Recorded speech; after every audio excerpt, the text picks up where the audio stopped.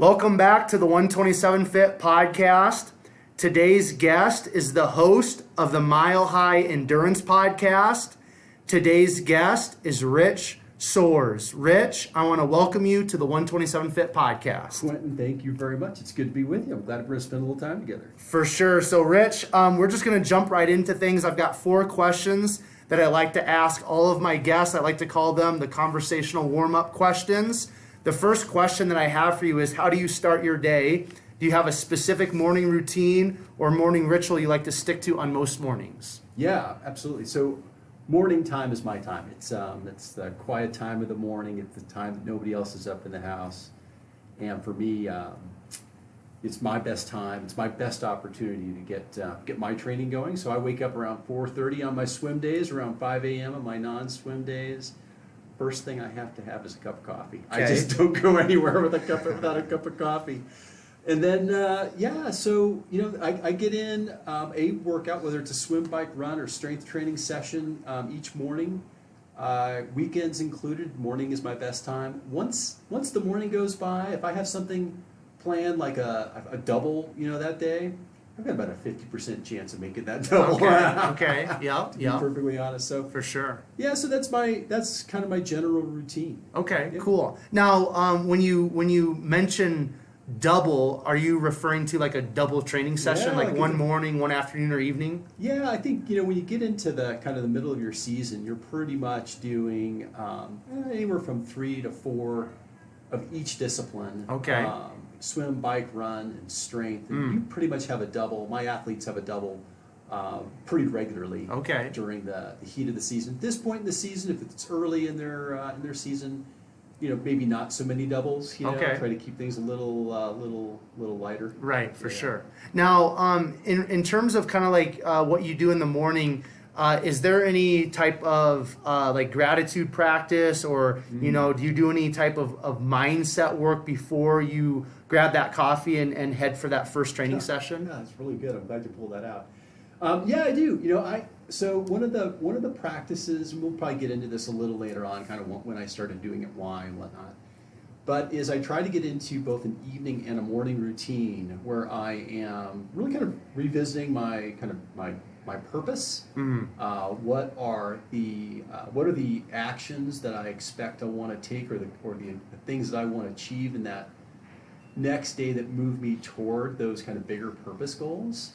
And then it's something that you look at again in the morning. You revisit in the morning just to get yourself aligned and make sure that you've actually prepared time in your day to complete those things. And so revisiting that first thing in the morning, it might be revisiting, before the workout, what the objective of that workout is, just to get through that. But at some point, I'm actually looking down and going, all right, I've got bigger purpose goals for my family, for my career, for my health and fitness that are beyond just this workout. What are those today that I'm going to do? Now, I would love it if you wouldn't mind sharing maybe like one of those kind of like, let's say, life goals for this year and maybe beyond that you like to revisit in the morning and the evening. Yeah, sure. I mean, I'll give a sneak preview to kind of what is my personal mission, which is to secure a future for my family, which includes my 2 daughters, to live a life that is healthy and fulfilling and full of fitness, and to help others to kind of achieve the best version of themselves through fitness as well.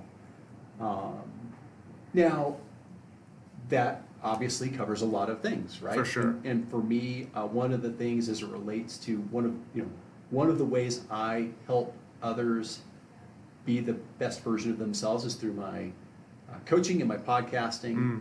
And this year for me is doing some very specific business goals and actually making it beyond a hobby, really trying to make it into more of a business. Cool. I appreciate you sharing that, Rich. Yeah. Now, the next question I have for you, and if there's more than one, please feel free to share, because I know for some people it's kind of hard to limit it to one, but do you have a favorite book or book that you like to gift often? And let's actually, I'm gonna adjust this question a little bit. Let's say a favorite book or book that you like to gift often. Maybe just a general book, a fiction, nonfiction. but then also a favorite book or book that you like to gift often, maybe more focused on the endurance or specific training. Yeah, sure.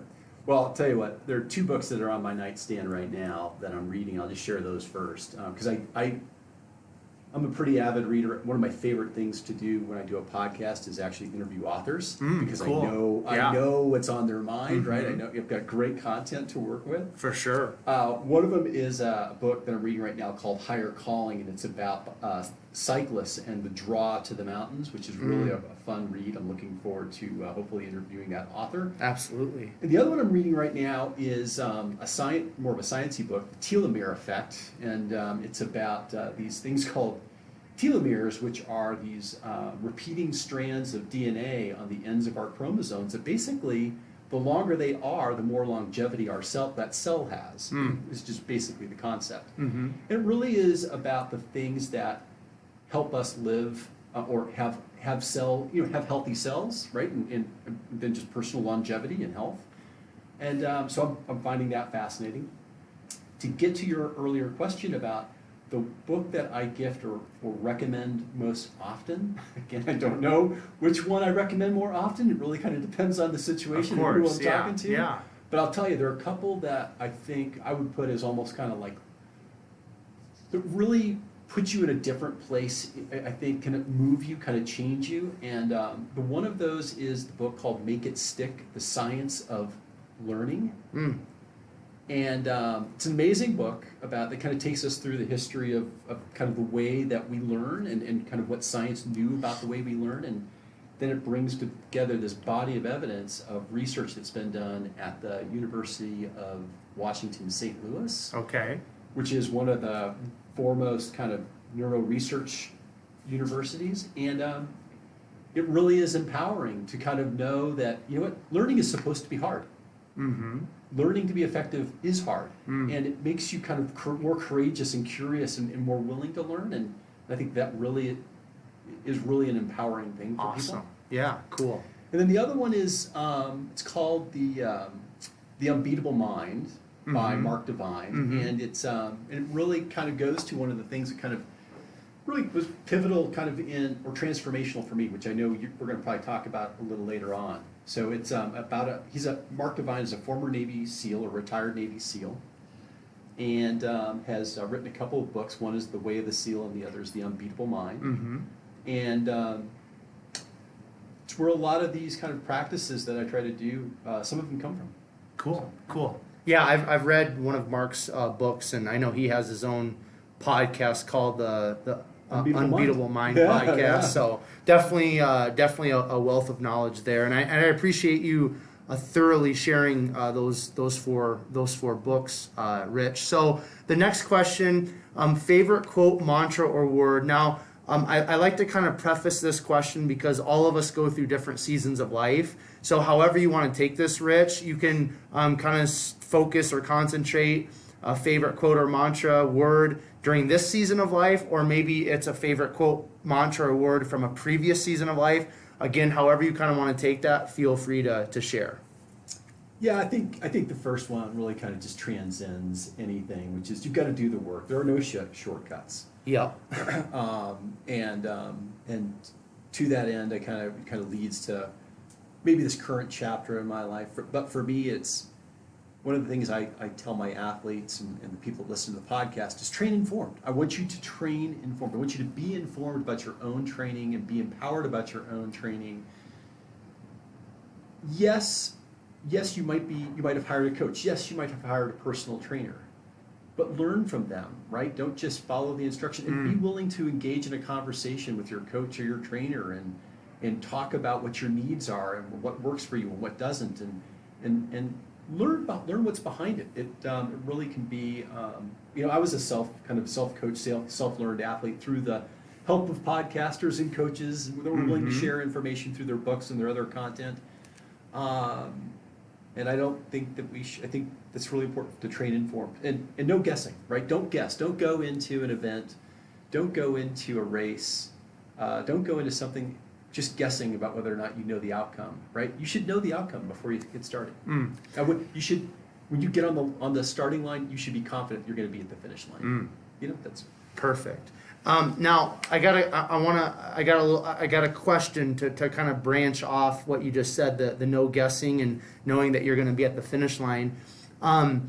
Visualization and just kind of like, seeing things come to fruition, right? I really believe in the power of visualization. I believe in the power of like the law of attraction, things like that. Whatever we put out into the world, we're going to get back. But specifically, visualization, is that a part of your own like personal life journey? And then is that a part of your coaching and how you help athletes and other individuals reach their greatest potential?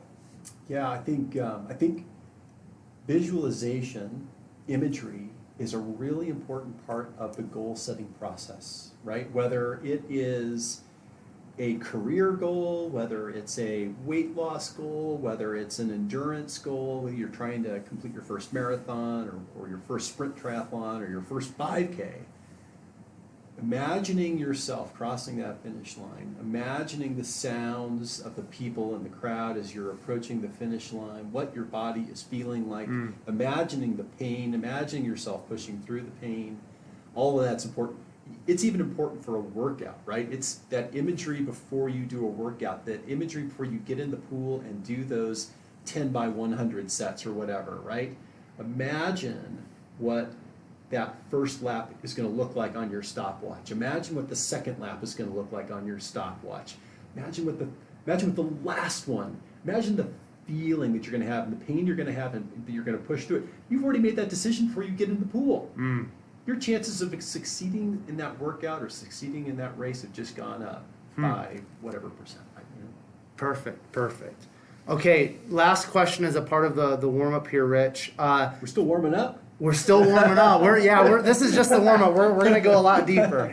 This is just the surface here. I'm a slow warm up guy. Yeah, that's good. That's all right. So favorite or most listened to podcast. So why don't you go ahead, Rich, touch on the Mile High Endurance podcast, which is a great podcast. I've listened to several episodes. So just touch on that a little bit. Maybe what's the reasoning, the impetus behind the podcast? Why did you get into podcasting? I believe you have a co-host. And then go ahead and you can just answer favorite or most listened to podcast. All right. Well, we got to start with kind of like a little bit about when the podcast started and how it kind of came together. And then I'll probably give a little bit more background because it's a little deeper story. Yeah. A little later on. Perfect. So in 2016, it might have been the end of 2015, my co-host Bill Plock, he owns the 303 Endurance Network, and he and I were coming back from, well, let's see, I go back a little bit further than that. He and I came back from Ironman Cozumel in 2011. That's when we first met. Okay. We committed to staying in touch, and we kind of didn't, but I had this idea for this podcast in late 2015, 2016. I knew he was doing work with 303, and we got together for a bike ride. It was too cold that day. We decided to just take shelter and get a coffee. And I told him about this podcast where I want to connect athletes who are like us, but connect them with coaches, experts, and pro athletes to help inspire them, help them give them tools. I'm not the expert. This time I wasn't even a coach, right? I was not an expert, but I felt this calling. I don't even know where it came from, but I just felt this calling to do this. And I asked him, would you be willing to come on the show and do the news occasionally with me? He's like, yeah, sure, we'll do the news, right? So he did the first podcast with me. This was March of 2016. And this is kind of important. The feature guest of that podcast, that very initial one, was David Warden, the coach of the Tri-Talk podcast, former retired Tri-Talk podcaster, and coach of, some people might be familiar with the Iron Cowboy. He's the guy who did 50 Ironman distance in 50 states in 50 days consecutive. He was his coach. So you watch the documentary, Iron Cowboy, David Warden was that podcaster. And so he was the first guest on the show because he inspired the show. And I'll tell you the background on that a little later on. Anyway, So we started out doing a monthly podcast, and we found that it was better for us and better for our audience if we bumped it up to weekly. We've been doing weekly for 4 years now. We're approaching our 4th anniversary here in a month. That's awesome. Now, I just want to ask you, Rich, kind of like throughout the process of podcasting, kind of like what's one takeaway? I'm sure there's a lot more, but what's maybe just one takeaway? Having all these different conversations with very disciplined, focused people, athletes and coaches and all that. What's maybe one takeaway from all these conversations, from this whole experience up to this point of being a podcaster? What's that one takeaway that you kind of have just in your heart right now as I ask that question? That's just been really impactful for you personally. I'll tell you.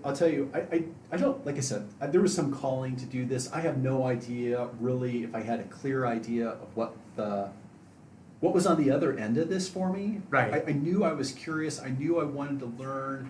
I didn't know if anybody would ever return any of my phone calls. Mm-hmm. I just never thought it would take off, but yet I still wanted to do it, which is weird. Yeah. But one of the most rewarding things of doing this that I just didn't anticipate was the connections, the human connections. Absolutely. With the most incredibly awe-inspiring stories. I mean, being able to talk to the first woman on the planet, to the first person on the planet to complete the English Channel 4 consecutive times, which we just did a few weeks ago. It's like, I'm pinching myself. Are we really talking to this person, right? Yeah. Are we really talking to Tim O'Donnell, the fastest American, the first American to break 8 hours on our show? Mike Wright, we get some really incredible guests. Absolutely. And to talk to them personally and understand and get to know they are just as human as the rest of us. For sure. They are just as human as the rest of us, just as frail and vulnerable, but they have made contributions. They've had courage, and that is what I think just inspires us to do it and keep us going. Cool. Now, do you have a podcast or two that you really appreciate or you really enjoy listening to a lot? Yeah, well, we've already talked about two of them. David Warden, who I Am Talk is still in syndication. You can still find it out there. Unbeatable Mind, 303 Radio. Of course, I listen to my own podcast, the Mile High Endurance Podcast. For sure. And then the whole Athlete podcast with Debbie Potts out of Seattle. So those are the ones I probably listen to the most that are kind of in this space. So. Perfect. All right. So at this kind of point, Rich, we're going to kind of transition into your story. I'd love to just get kind of that backstory of my guests, and then we just kind of move up throughout their evolution history to kind of where they're at today. So if you don't mind sharing with myself and the 127 Fit podcast listeners, where did you grow up? Kind of what did those younger years look like? I'm pretty positive you're probably involved in sports and athletics, but just touch on, the home life, siblings. Where did you grow up? The sports you were involved with, extracurricular activities. Will kind of just bring us up to the point of like high school. Once we kind of get to that point, we'll stop and then we'll make a little transition from there. Yeah, sure. All right, that sounds good. So born in New York, didn't live there very long. My mom grew up in the Bronx. My dad was from Bermuda. They actually met. She was on a cruise with her parents, and he was the ship's photographer, and they fell in love, and that was that story. That's cool. Yeah, it's pretty cool. We moved down to Florida, I don't know, maybe 2 or so.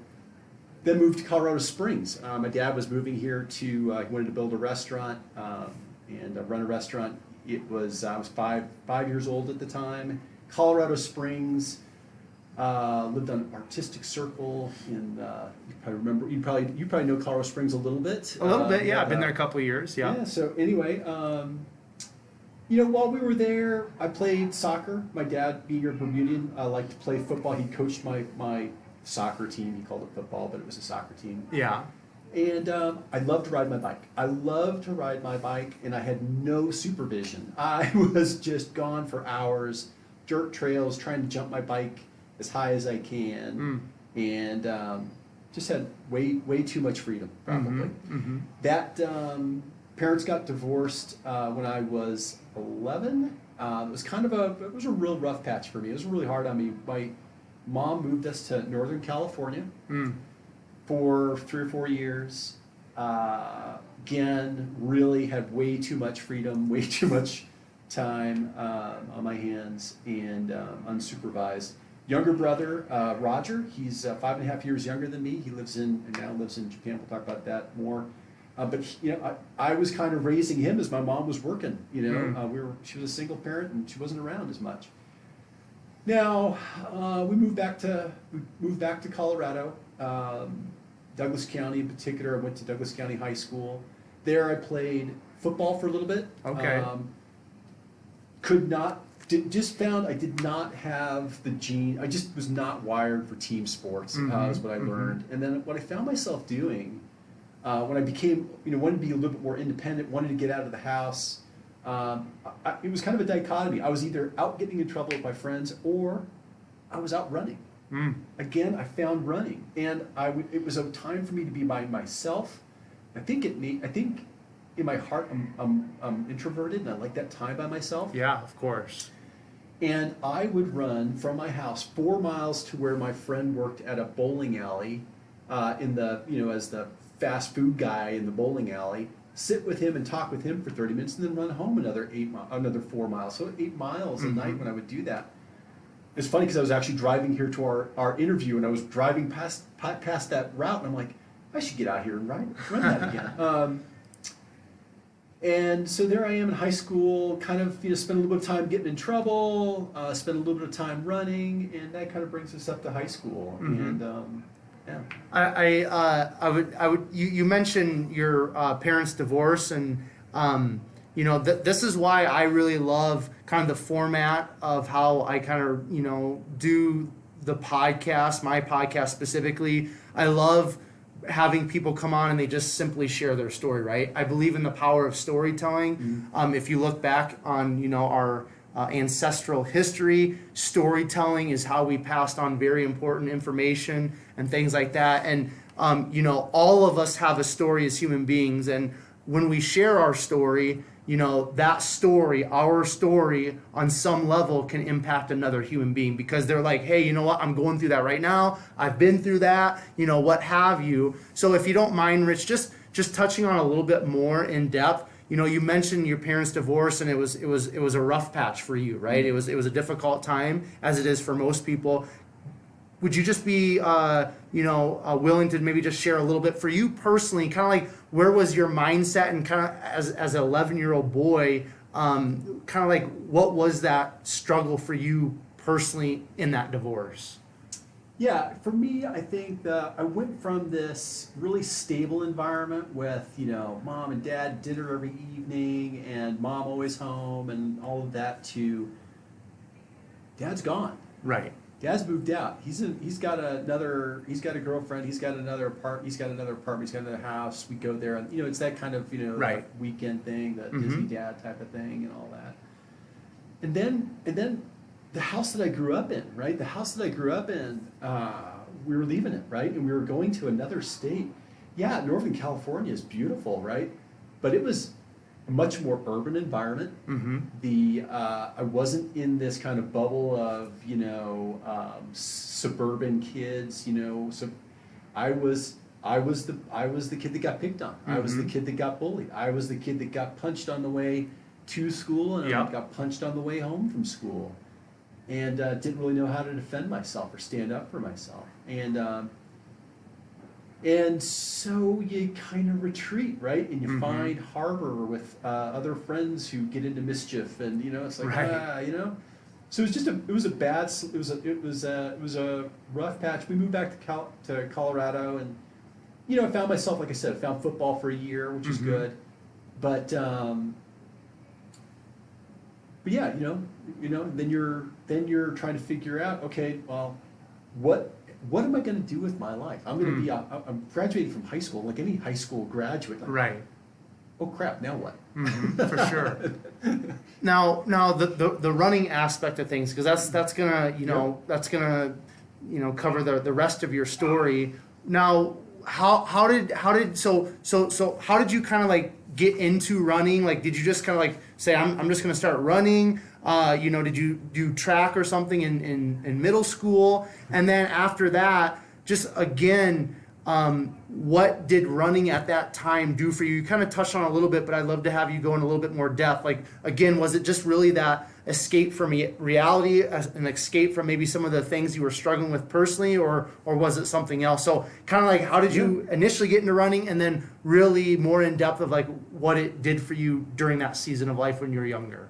Yeah, definitely in high school, it was really just about getting out of the house. Mm-hmm. It was about Okay. getting out of the house Yep. and having some time to myself. That's all it was. Okay. When I got into college, we'll get into that here a little bit more, but I found running as a way of really trying to get fit. So part of my college experience was not only was I getting my degree, but I had also one of the things that I wanted to do since I was a kid was be a pilot, and I wanted to.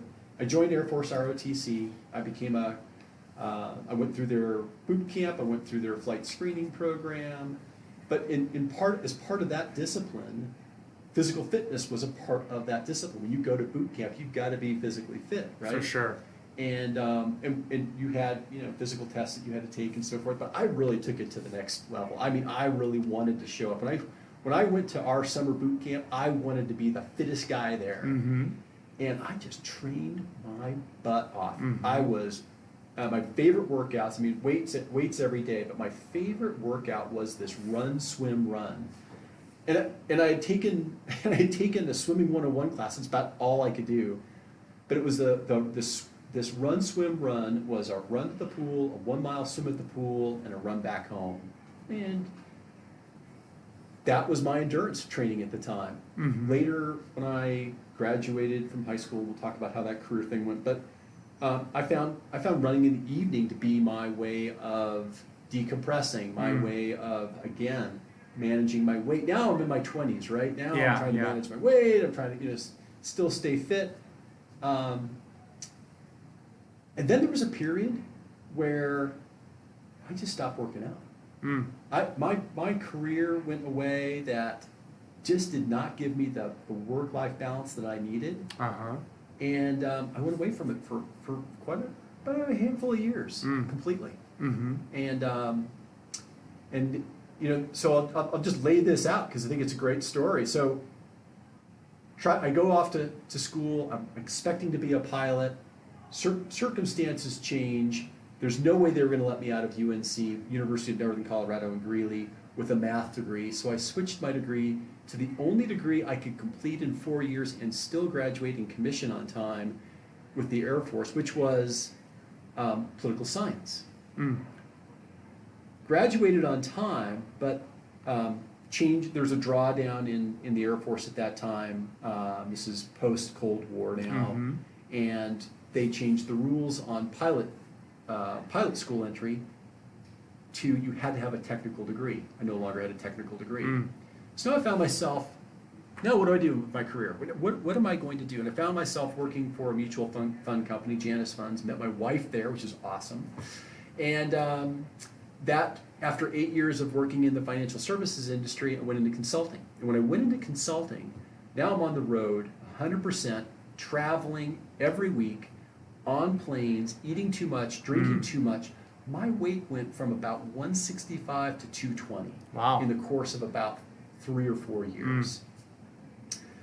My doctor, one of my annual visits, my doctor said, listen, looking at every metric you're giving me, looking at every lab result, every number's going in the wrong direction. You've got to make a change. This is not sustainable. And that means you're going to probably have to make some life changes. And so that started with, I've got to get out of this. I've got to get off the road. I've got to quit consulting. And I did that. And then the next big goal was, okay, so now I'm waking up at a reasonable hour. I'm waking up in my own bed. What are the practices that I can start putting in place? Start really, really small. That's something that I can absolutely achieve every day.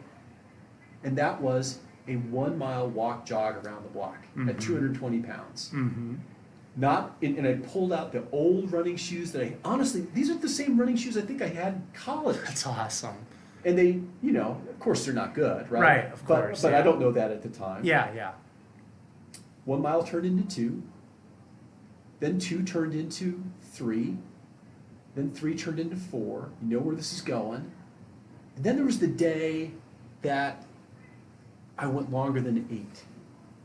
Because I remember that 8 miles was the longest I had run, and I'm like, that's 9 miles. Well, I can sign up for a half marathon. So I go to sign up for my first half marathon, and I'm on the page, and I'm like, I move the mouse over, and I'm like, no, I'm registered for the full. I'm registered for the full. And that was, 6 months away. It was the inaugural Denver Marathon. Dave McGilvery, the race director for the Boston Marathon, was directing it. It was awesome. And I started training, got up to 12 miles and 13 miles. And this time my kids are really young. I'm going out on these long runs and trying to be home before they wake up at 6 or 7 in the morning. So I'm waking up at 3, running from 5 in the morning. It's dark until 7 in the morning, and or later. Anyway, I've passed one of these days. I'm reading on how to train. Reading this book about cross training, and then I pass a sandwich board. So I'm swimming a little bit. I'm riding this 50-pound Huffy mountain bike that I've got around the neighborhood, just to train for this marathon. I passed this sandwich board sign for a triathlon, a local sprint triathlon. I'm like, well, hell yeah, I'm going to sign up for that. I've been doing all this training. I'd be great at that. I sign up for that sucker, and I decide that I don't even have a proper bike for this. I rent a bike for this. I rent the bike the day before. I pick up the bike the day before the race. I get on it. I shift it one way, and I realize I don't even know how to shift it the other way. I have to call the bike shop and ask them, how do I shift this bike that I'm planning on racing in tomorrow? Yeah. That is the story of kind of how the running led up to triathlon.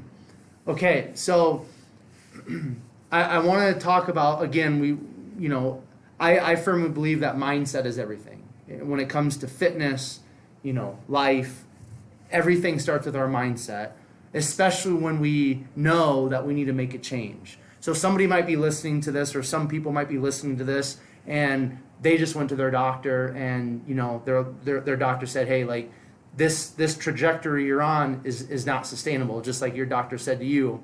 And you took those steps to take your health and your fitness and your life into your own hands, and you said you started to incorporate certain things into your life, into your routine, so that you could change your fitness and your body composition and things like that.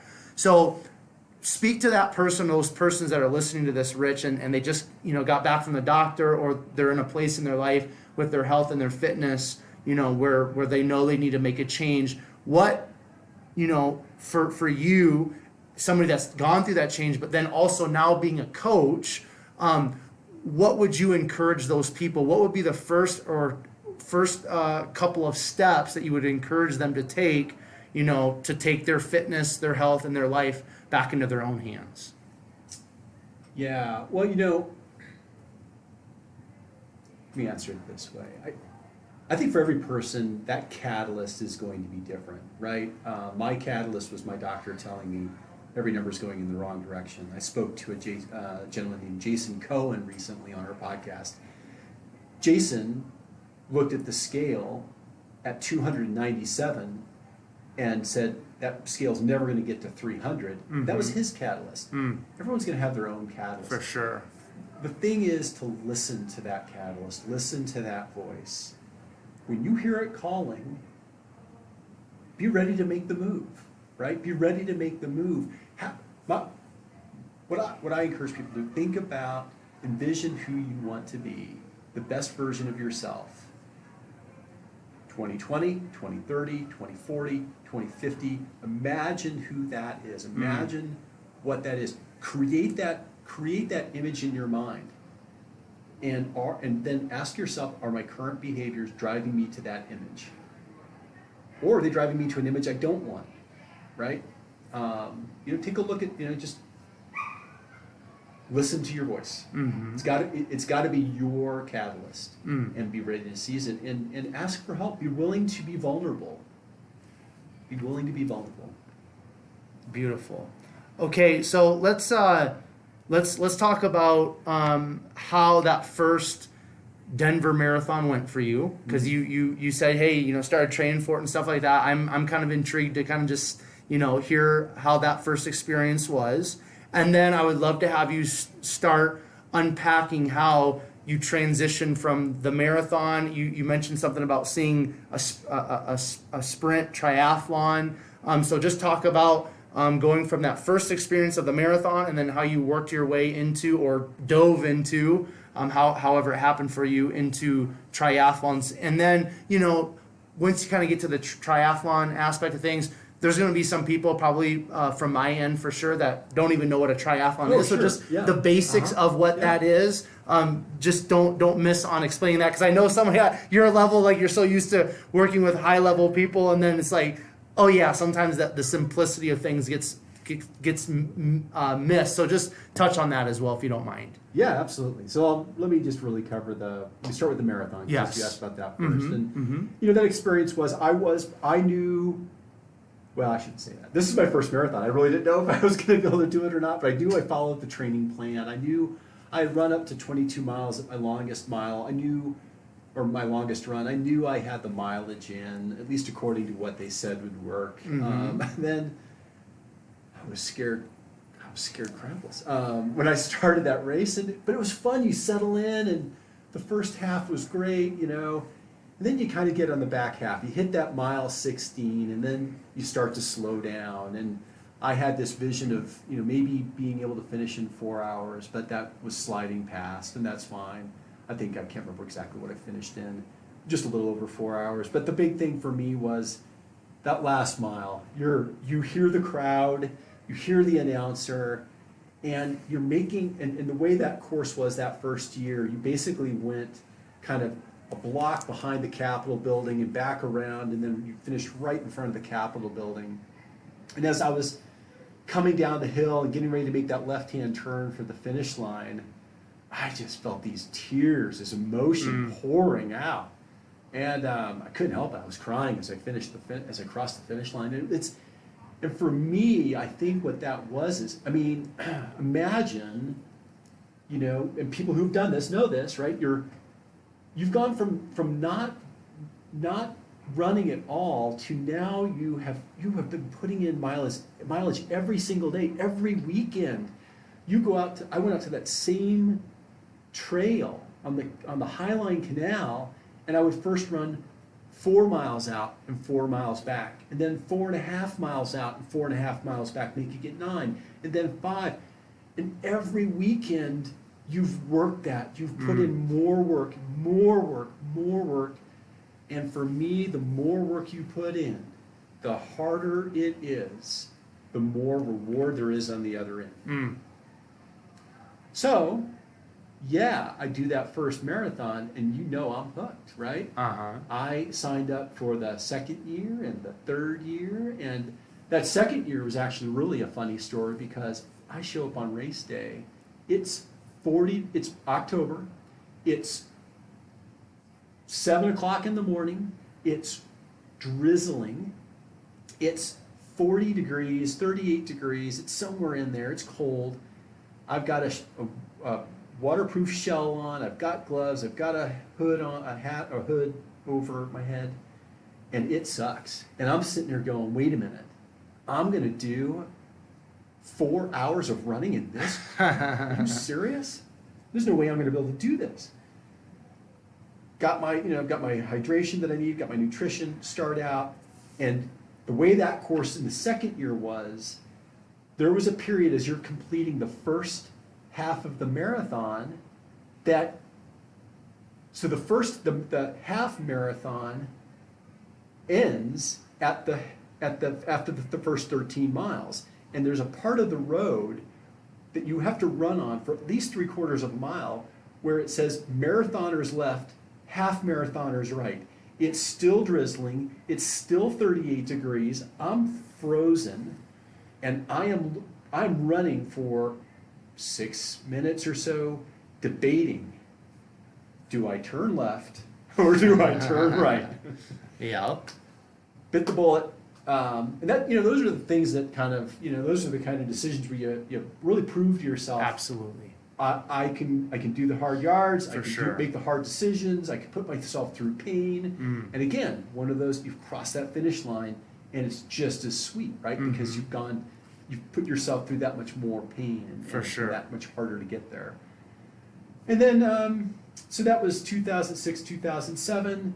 I'm now doing triathlon, shorter distance, moving my way toward experimenting with middle distance. So let me talk about the distances. To your earlier question about lay out what is triathlon. So triathlon is swim, bike, run in that order. There are obviously transitions between those three disciplines, which is all part of your time. You're measured from the time the gun goes off to the time you cross that finish line, and all activities in between. If you take a nap, it's going to count against you. There are 4 basic distances of triathlon: sprint, Olympic, half Ironman, and full Ironman distances. They're all triathlon. So if anybody does a sprint triathlon, you're a triathlete, period. It's a matter of how hard you want to go and how fast you want to go, right? Really. It's kind of whatever floats your boat. At this point, I am doing mostly sprint distance, which are 750 meter swim, a 20K bike, which translates to about 12 miles, and a 5K run, which we all know is 3.1. The Olympic distance is basically double that. It's a 1,500 meter swim. It's a 40K bike, which is about a 24-mile ride, and a 10K run, 6.2 miles, right? So we know those distances. The full Ironman distance, because it'll just make it easier to describe what half is 2.4 miles. So we're now not talking kilometers, we're now in miles. 2.4 miles, 112 miles, and then 26.2 a full marathon. Half is simply half of all of those distances, 70.3. And so I think I did my first half in 2008. That was the Harvest Moon Triathlon by Without Limits here in Colorado. And then 2009 is going to be my first Ironman. And I've got this really good friend, Sean Kelly, who lives here in Colorado. He and I decided that this was going to be the year we're going to do our first one, and we were going to sign up. There was this announcement of this race in Cozumel, new inaugural Ironman Cozumel in 2009.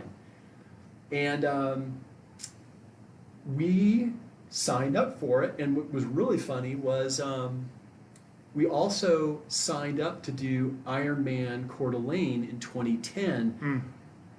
And the only way to get into Ironman Coeur d'Alene at the time, because these were so popular, I mean, these things sold out like rock concerts. I'm not kidding you.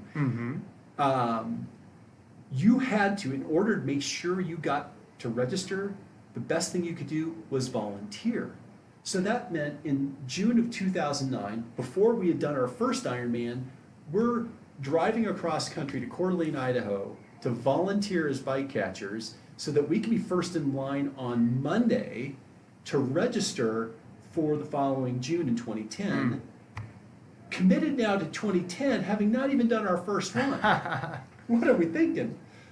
First Ironman Cozumel. What an amazing experience. So my wife and I went down, my friend Sean and his wife Amy went down, and we made basically a week of it. It was great, just after Thanksgiving. And the swim in Cozumel is out of this park called Chonkanab Park, and it is, there's current there, but most days it's like glass. It's beautiful.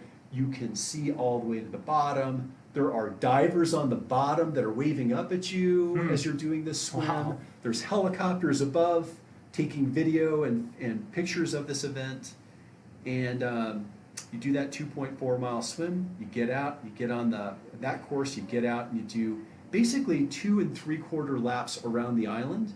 It goes all the way down to Punta Sur, on the edge of the coast by the hotels. Then you go up the east side of the island, where you have there's an onshore breeze, there's beautiful crashing waves on lava rocks, and you ride up the coast.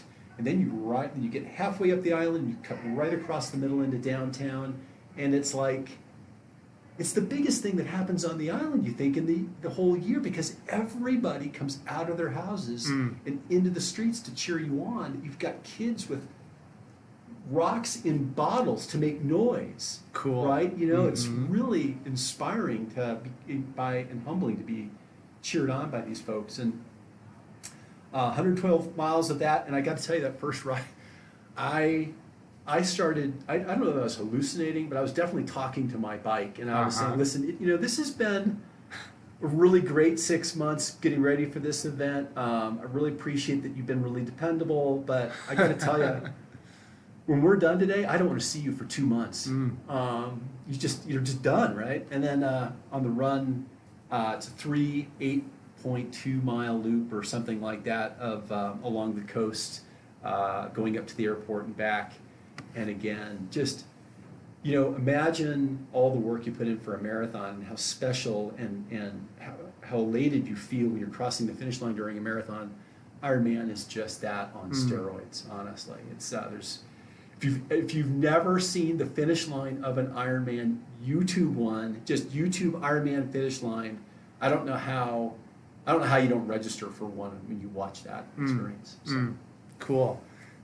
Now the Ironman that's in Kona, Hawaii, is that like the ultimate? Yeah. It's the Ironman World Championship, Ironman branded World Championship. They kind of claim the World Championship. Okay. They do, right? It's where everybody wants to go. It's where all the pros want to go. It is the only way. It's not true. The primary way to get there is to qualify for Kona. You have to be the best in your age group to go to Kona. There's only 1,800 slots, roughly speaking, available. And what they do is they take those 1,800 slots and they distribute them to certain races around the world. And so, for example, I think Ironman Boulder, when Ironman Boulder was here, was a 40-point race. 40 slot race. They gave that race 40 of the 1,800 slots. Those 40 slots are distributed by a pro rata basis based on the number of people registered in each of the age groups in that triathlon. So, for example, I currently race in the male 50 to 54 age group. In the male 50 to 54 age group, there may be only one of those 40 slots. Wow, okay. That means you've got to be the fastest guy in that Ironman on that day when they do the slot ceremony. And now they also have roll down, which means that person's already going to Kona, or they don't want to, they can't afford it, whatever the reason is. Then it rolls down to the next person. Right. There's a roll down, but that's how hard it is to get in. So you go to, you might go to an Ironman, you might see, some of these people are kind of chunky, because it's a little stocky, right? They got a little fat on them to help them, they're endurance athletes. Yeah. You go to Kona, they don't have any, it is crazy. And you go out there to Kona and you're on Elite E Drive, you have a hotel or a condo on Elite E Drive. I'll talk about Bill and the 303 team here in a little bit. We go out there every year. Man, it is like a marathon going on every single day. It's people training and getting ready for the big race. It's crazy. Okay, so I want to touch on just some different things outside of your own personal story for a little bit, Rich. And one of those things is Boulder and just this area, Denver, Colorado Springs. I was reading through kind of like the Mile High Endurance podcast, kind of like your guys' little write-up to kind of, share with everybody that's checking it out. And you mentioned Colorado Springs, Denver, Boulder, this area out here in Colorado, how rich it is in terms of athletes, specifically endurance athletes. Would you just kind of like, for those listeners that aren't local here in Colorado, that maybe don't understand just how special of an area, how special of a state Colorado is, specifically for endurance athletes, would you just explain a little bit about, just how good it is out here, how special Boulder, that area is specifically? Because from my understanding, Boulder is like the endurance capital of the world, right? Triathlon capital of the world. So just touch on that if you wouldn't mind. Yeah, the best way to illustrate this, honestly, for people is my co-host Bill Plock of 303 and I did an interview in Boulder called Brits in Boulder, and we had Rachel Joyce, Tim Don, and another one of the pro triathletes who was retiring at the time, all from the UK, and we asked them the same question.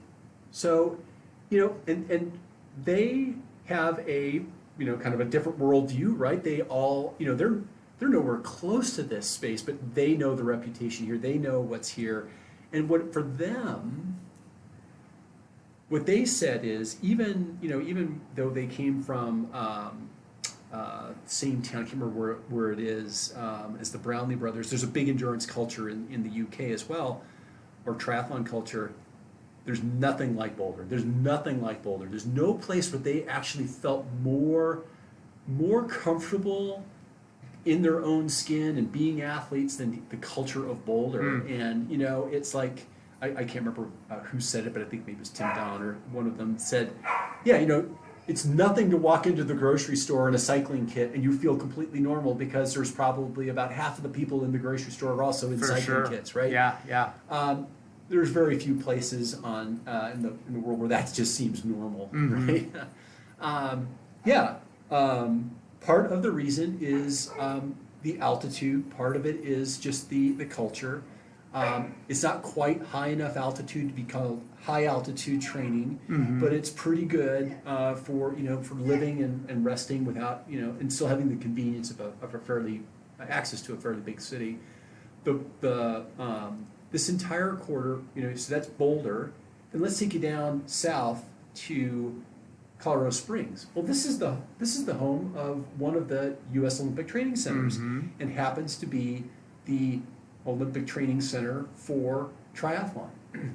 And so, as we were, thinking through this idea of this podcast, we're thinking, well, my goodness, we are sitting right smack in the absolutely right smack in the middle of this corridor of these high concentration of athletes, coaches, resources, companies. Think about all the nutrition companies and the product companies. Most of them, a lot of them are coming out of this area. Absolutely. So, would you touch on a little bit in regards to, training at altitude? I think that's probably a huge part, or at least a little bit of the part and reasoning behind people coming to Colorado that are involved in endurance. And you always hear like train at altitude, live below altitude, all this different stuff. So what is kind of the science, Rich, behind training at altitude, and is there really that big of an effect for somebody that trains at altitude in terms of endurance? Yeah, it's so first of all, let's talk about what training at altitude is. So we live at altitude here at 5,280 feet, or 5,430 if you're talking about Boulder, and that is a higher altitude than sea level, right? It's a higher altitude than anything below it. At this altitude, we've got two things going for us. One is we are going to produce a higher density of red blood cells, and we need that to shuttle oxygen to our working muscles the same way someone does at sea level. Now someone at sea level requires fewer red blood cells to carry enough oxygen to their working muscles because there's more oxygen in the air. Well, here we don't have that luxury, so we have to produce more vehicles to carry the oxygen around, which are those red blood vessels. The other thing, and that's a temporary adaptation, right? That will go away if you go to a lower altitude. It will take a while to adapt and create more red blood cells at a higher altitude. High altitude training, according to the research out there, is about 7,000 feet. We're not quite at that. So if you really want to do high altitude training, you need to go to some place like Park City, Utah, or someplace like that, at 7,000 feet or higher, to really get what's called high altitude training. There's a lot of theories out there. The best theory out there is that you want to train low, so train with a high concentration of oxygen so that you can work harder, right? You can strain the body harder, but then recover and sleep. So that's where that's where high altitude temps come in. The high altitude temps are basically to let your body sleep and let the adaptations, the recovery, the metabolic adaptations happen at a higher level, causing greater concentration of red blood cells. Okay. The second adaptation, which is only an adaptation that really happens in early development, like younger than 10, I'm trying to remember exactly what the literature says, but is the lung volume, our lung volume. So if someone who grows up at a higher altitude will generally have, in populations that live at higher altitudes, have found ways to adapt. And one of those adaptations is larger lung capacity. The lungs themselves, if you grow up and you develop through childhood at high altitude, will develop larger, giving you more Interesting. a greater adaptation. Now, if you grow up and move, if let's say you're in your 20s and you move to higher altitude, well, and you lived in Miami your whole life, that adaptation hasn't happened and won't happen. Mm-hmm. Interesting. Awesome. Okay, so let's talk about mileage. So I've personally done a lot of different types of fitness, right, including endurance. I've done half marathon, 10Ks, all that type of stuff. Now, so for some people, they're like 10K, that's not endurance. Half marathon, that's not endurance. But for me, it is. And I've learned that there's different ways to increase endurance. And as I've studied different literature, read different books in terms of like endurance and endurance athletes, there's different ways that I've found, again, that people can increase their endurance and to train. So in terms of because I've had ultra marathoners on here, I've had different endurance athletes on my podcast, and there's different ways to kind of train. But overall, I always hear people like, hey, if you want to, get better, you've got to increase the mileage and things like that. Well, if you continue to increase the mileage over time, there's gonna be some sort of breakdown with the body.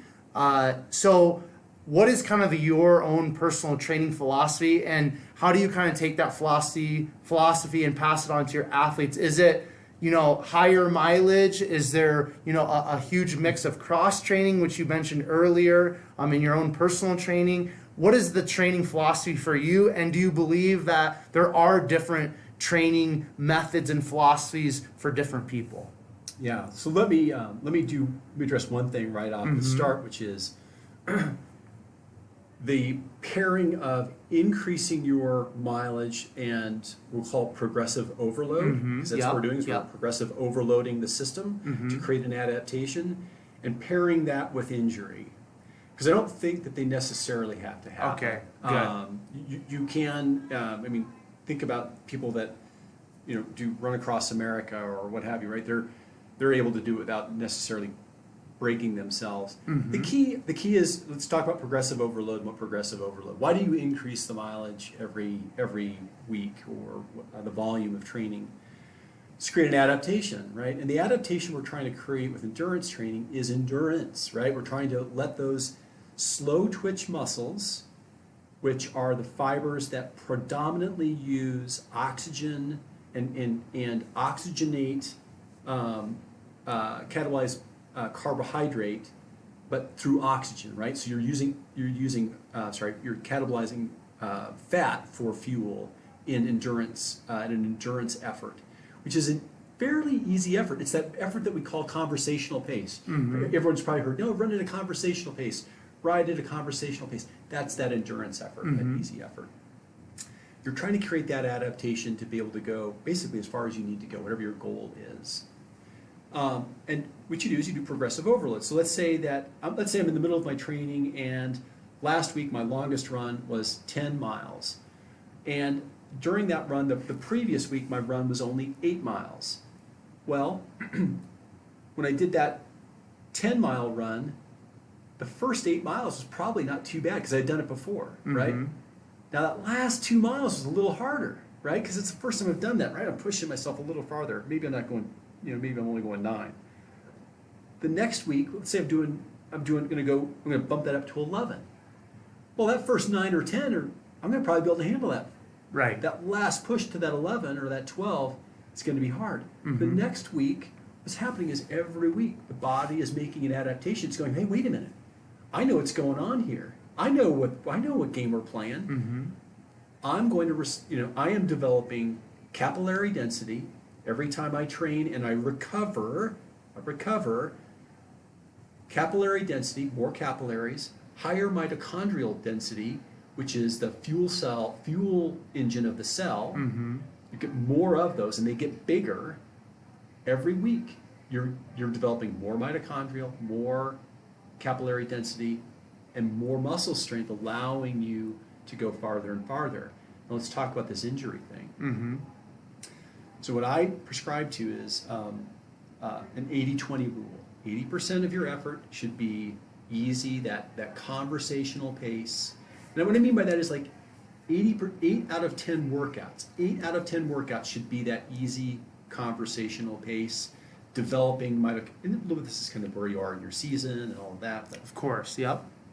20%, generally speaking, should be hard work, like high intensity work. That session is one of your 2 of the 10 that should be a hill repeat session that is going to really strain you, right? Mm-hmm. What we're doing there is we're building our top end fitness. We're working on a different fuel system. Instead of working on our fat burning system, our aerobic engine, we're working on our anaerobic capacity. The VO2 max. How much oxygen can my cardiovascular system consume, and at what point, so we're trying to lift my fitness for higher speed and to get faster and to be stronger. Mm-hmm. Those 2 things combined, if you can keep those ratios, generally allows the body to recover and be ready for the next session. What happens, the mistake that a lot of people make is the easy training doesn't seem hard enough. So I can't possibly be getting any advantage by chit-chatting with my friend as we're chugging along on a 2 hour, I'm just wasting my time is the theory. Uh-huh. And training hard, like going out and like working so hard at such an intensity that you want to throw up is not attractive to people and doesn't seem like very much fun, so people avoid that. So what do? They train in the middle. They train in this gray zone where it's too hard to really give you the adaptation for endurance that you need. It's too easy to give you really the adaptation for anaerobic capacity and lift your fitness. So what it does is you end up plateauing. You end up just stuck. And you're doing all this training, you're not getting the benefit of either one. And so that's a little bit of how to build the volume and build it safely. I appreciate you kind of clarifying that. Now, touch on cross training for me, please. What's the importance of, maybe if you are specifically focused on running, what would be the importance of spending some time in the pool? And just how do you mix in different types of fitness or different types of training to increase your endurance for your specific sport? Right. So strength and flexibility is what we're talking about here, and resiliency. So cross training, and let me start with functional strength training. That is what we're really talking about here is functional strength. So where people get injured is when they have a weakness in the system that is causing imbalances. So a great example is the knee, right? The knee is the most common injury that a runner gets. Well, the knee is really a simple joint. It goes 2 ways. It goes one way and it goes the other way. That's it. Mm-hmm. That poor knee, though, is subject to the ankle and the hip. And the ankle and the hip can go a million different directions. So if you don't have ankle stability, you don't have hip stability, guess what? You're probably going to end up having some kind of knee or leg pain, somewhere from the knee below. Mm-hmm. The key for kind of any endurance event, swim, bike, particularly run, strong core, strong glutes, strong, strong kind of glute area, hips, right? Really spending some time in the gym working on functional strength, which you know very well. Yeah, yep. I know a little bit. So, okay, let's. I want to talk about kind of just the balance of and I'm talking to you or about you specifically with your life experience, but I want to talk about just the balance of kind of like the family life and career, and then the training that you're doing, because from my understanding, all the marathon or all the marathons and the triathlons, everything that you've got going on, there's the balance of like that career, and then you've got your training, and then you've got your family. So how do you, Rich, personally balance all that? And how do you kind of like weave all that together so that your family can all be the best versions of yourself? Yeah, great. So all of those are in my kind of consideration when I do my, when I write my mission statement. Mm-hmm. When I look at my mission statement, it includes my family, it includes my career, it includes my passions. And from that, I'm able to hang, like I said, just kind of these, each one of those topics becomes a part of my daily practice, a part of my daily reflection of what can I do to be a better husband and parent?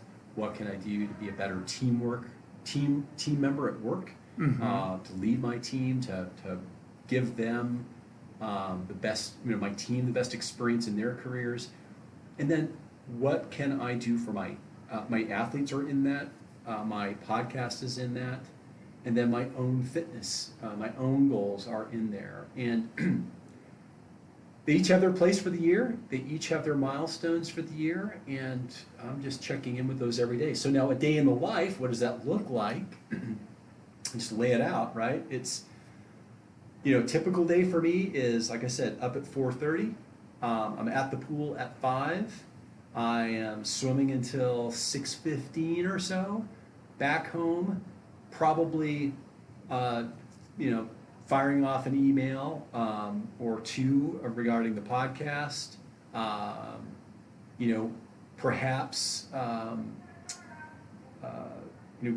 Grabbing breakfast at home. I typically, I'll eat at work. I've got a fridge with some very fresh protein and stuff like that I eat, and I always keep fresh food in there.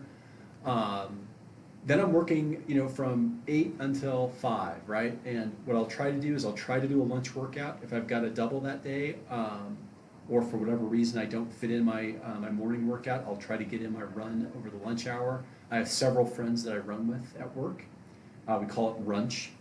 I like it. That's good. And then when I come home in the evening, it's now time for my family. Mm-hmm.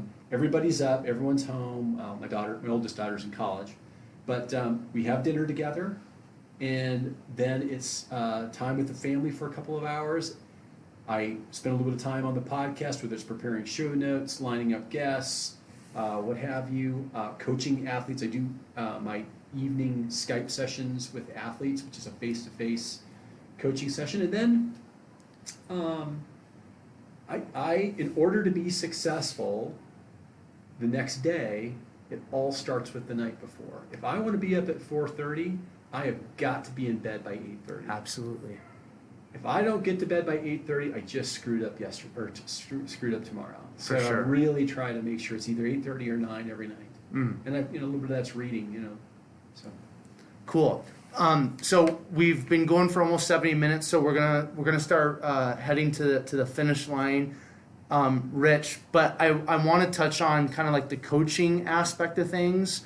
As we interact with more human beings, as we actually coach them and kind of help them achieve their goals and again reach their greatest potential, we personally learn things, right? So as a coach, kind of like what have you learned in the sense of connecting with other human beings to help them reach their goals or reach their greatest potential? Like what is maybe that most valuable tool, or what is kind of like your perspective on touching other human beings in terms of coaching them and helping them move forward? Yeah, I think for me it's getting down to their motivation.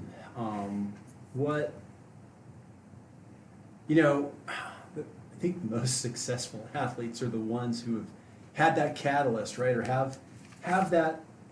they've come to the point, they've come to this realization that they need a change. And it's usually, health related, right? It's usually, and that's what makes it so personally rewarding, is because I feel like I've been through that, right? And so when someone comes to me and says, I really just feel like I need to change. I feel like I really need to reinvent myself, and this is what I want to do, and this is really important to me, and I can see the emotion in their eye. I've had clients that do this. That are like, I want to do a half Ironman, and no one in my family believes I can do it. My brother says I can't do it. My mom says I can't do it. I want to prove them. I want to do it, and I can see emotion. I can see maybe even a little bit of wetness in their eye. I'm like, oh my gosh, right? So this person, this is personal to this person. And it is, and I forget where I heard this quote, but it's so personal that they might not even know why, right? It's just that deep. When you're doing a distance like a half Ironman or a full Ironman, you better know why you're doing it, or you're not going to get across the finish line. Sure. You've got to really care about wanting to get across that finish line. Absolutely. Because you're going to hit some rough patches. Then I know we're on a journey. I know we're on a journey together. I know it's going to be amazing. And that just makes me so passionate to make sure that I'm at my best for that person every week, and that I'm giving them my full attention, that I'm listening to how they're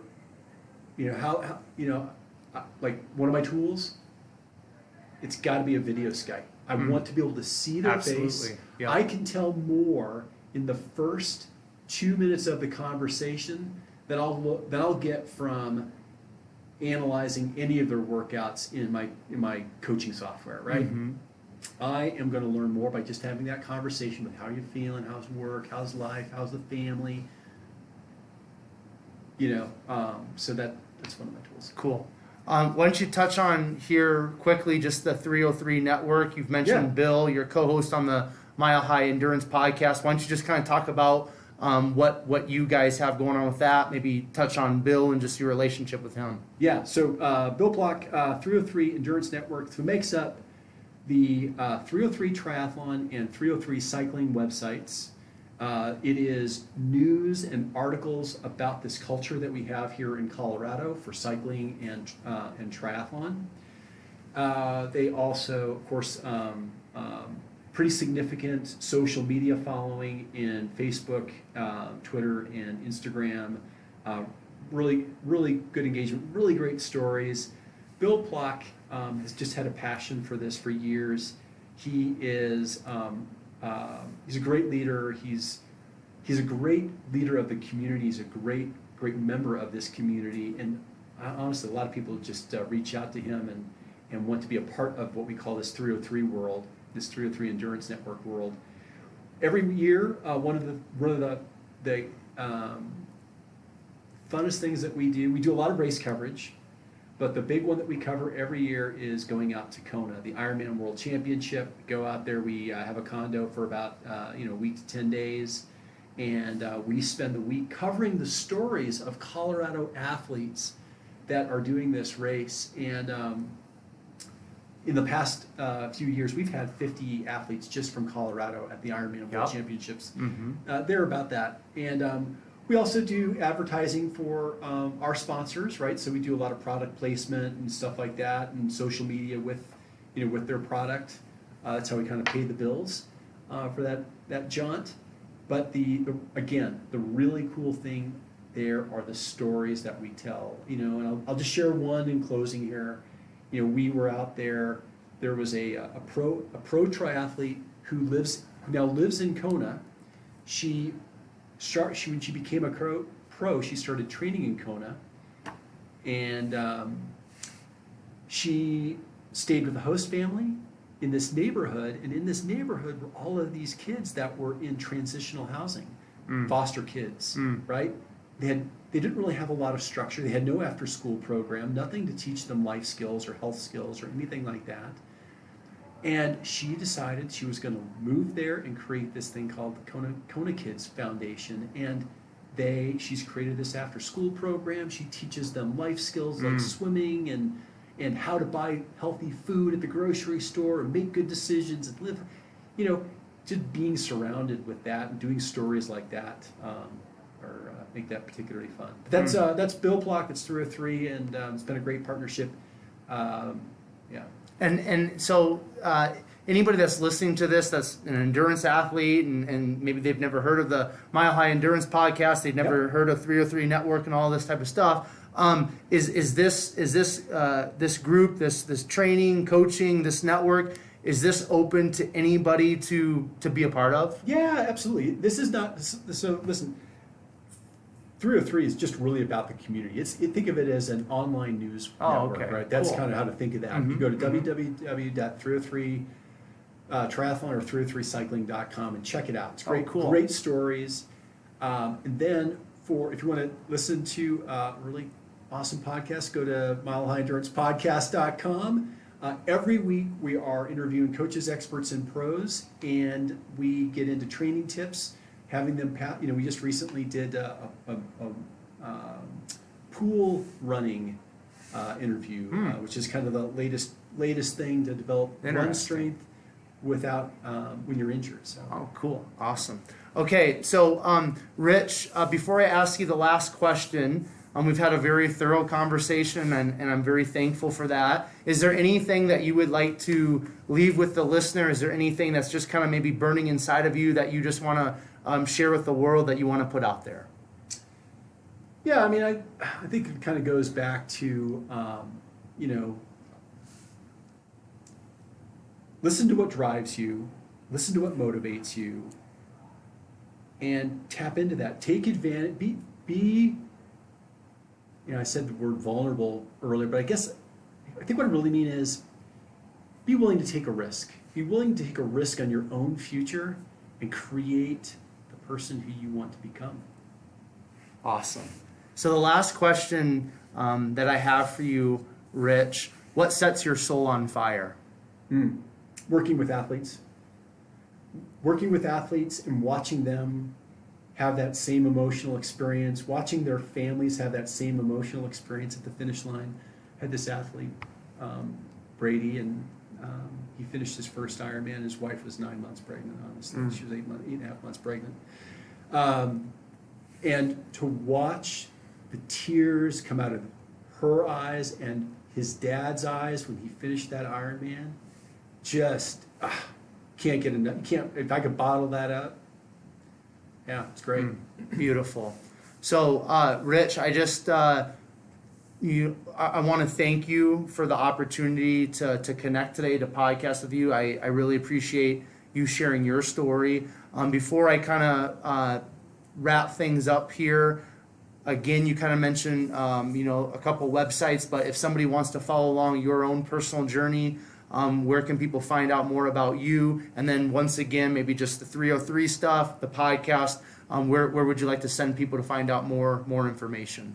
Yeah, first of all, if you have any questions at all, feel free to direct message me on Facebook, Twitter, or Instagram. Try Podcaster Rich on Instagram, at Mile High Endurance Podcast for those other channels. Or you just email me, rich@milehighendurance.com. I would be honored to hear from anybody and chat further. Cool. So, Rich, I appreciate your time. I appreciate you sharing your story, and I appreciate you hanging out with myself and the 127 Fit Podcast listeners. It's been a blast. Thank you. Cool. You're very welcome. So, 127 Fit Podcast listeners, once again, I just want to thank you so very much for your listening ears. I'm just always thankful. I'm grateful for you. I appreciate you. If you'd like to find out more about the guests that I'm bringing on to the 127 Fit Podcast or myself personally, you can find that information on Instagram. It's at 127 Fit. Facebook is at Quentin Vars. LinkedIn is at Quentin Vars. If you guys would do me a huge favor and please leave a 5-star rating and review, and also subscribe to the podcast, that would be cool. If you think you would be a great guest, or if you have a friend or an acquaintance you think would be a great guest or guest for the 127 Fit Podcast, you can send me an email or give this email out. The email is 127fit@gmail.com. as you guys are finding great value in a specific episode or episodes of the 127 Fit podcast, as I know you are, please take that specific episode or episodes and share it on your Facebook and Instagram stories using the hashtag #BeSomeoneToFollow. And per the usual, I will leave you with Proverbs 24:10, which states, "If you faint in the day of adversity, your strength is small." This time, until next time, I will catch you guys later.